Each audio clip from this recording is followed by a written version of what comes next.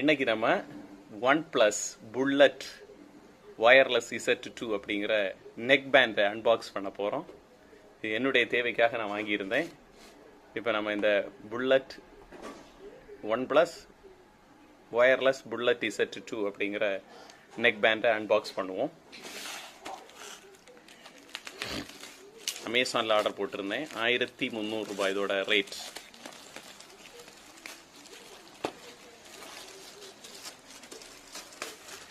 Red கலராக order போட்டது. நல்லா இருக்கு பார்க்குறதுக்கு. OnePlus wireless Z2. மெதுவா ஓகே. இது கூட என்னெல்லாம் வந்திருக்கு எடுத்துக்காட்டு எல்லாத்தையும். அதுக்குள்ள ஒரு குட்டி பாக்ஸ் இருக்கு. அதில் நமக்கு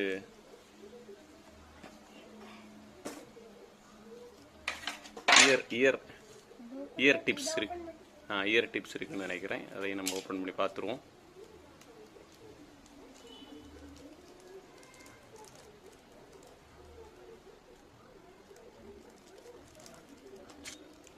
வேற காதுகளுக்கு பொருந்த மாதிரி இயர் டிப்ஸ் ஒரு 2 எண்ணம் கொடுத்துருக்காங்க. 2 பேர் கொடுத்துருக்காங்க. ஓகே, வேற என்னெல்லாம் இருக்குது கூட? சார்ஜிங் கேபிள் இருக்கு. வேற என்ன இருக்கு? கொஞ்சம் யூசர் மேனுவல் இருக்கு. இவ்வளோதான் இது கூட வரக்கூடியது. ஓகே, இப்போ நம்ம OnePlus வயர்லெஸ் Z2 அப்படிங்கிற நெக் பேண்டை பார்ப்போம்.